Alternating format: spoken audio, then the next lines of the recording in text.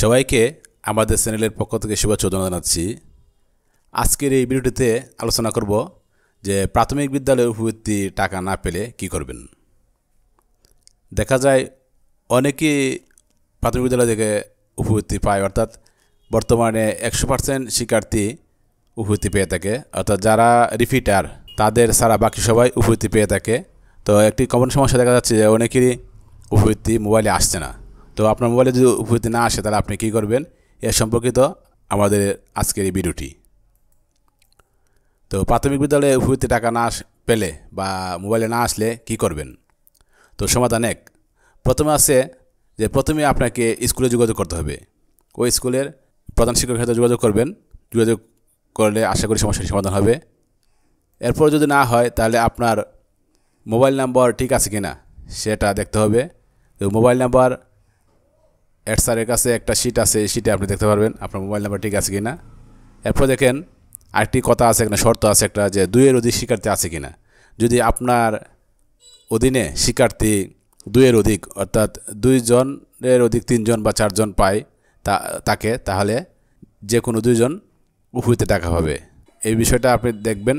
নতুন নিয়ম হয়েছে যে 2 জনের বেশি হলে টাকা পাবে না, অর্থাৎ 2 জন ছাড়া বাকি যারা আছে তারা টাকা পাবে না। তো আপনি এই সমস্যাটা আছে কিনা এটা দেখবেন। 3 নম্বরে যে স্কুল থেকে যে চাহিদা দেওয়া হয় শিক্ষার্থীদের চাহিদা, তো চাহিদাতে শিক্ষার্থীর নাম আছে কিনা সেটা দেখবেন। এই শিটটা আপনি হেড স্যারের কাছে আছে, ওখান থেকে দেখতে পারবেন। আবার এরপর দেখেন 6 নম্বর যে সমাধানটা হচ্ছে যে পেরুলে শিক্ষার্থীর নাম আছে কিনা। তো চাহিদাতে নাম আছে, তো চাহিদাতে নাম থাকলে আবার দেখতে হবে পেরুলে নাম আছে কিনা। যদি পেরুলে নাম থাকে তো পেরুলটা দেখতে কীরকম হবে দেখুন, আমার স্ক্রিনে লক্ষ্য করুন, আমি দেখাচ্ছি। এই যে এরকম একটা শিট থাকবে হেড স্যারের কাছে। এখানে দেখুন এই যে স্ট্যাটাস লেখা আছে গৃহীত। যদি আপনার মোবাইল নাম্বার, নাম এবং গৃহীত লেখা থাকে তাহলে দেখা যাবে যে আপনার পেরুলও আপনার শিক্ষার্থীর নাম আছে, অর্থাৎ টাকা পেয়েছে এরকম বোঝাচ্ছে। তো যদি এখানে গৃহীত দেখায় এবং আপনি যদি টাকা না পেয়ে থাকেন তাহলে পরবর্তী যে পদক্ষেপ।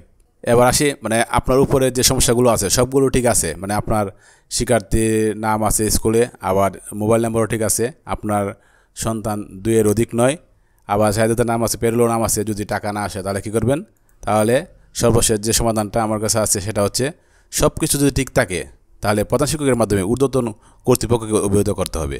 অর্থাৎ যদি সব কিছু ঠিক থাকে তাহলে প্রধান শিক্ষকের মাধ্যমে উপজেলা শিক্ষা অফিসে যোগাযোগ করতে হবে।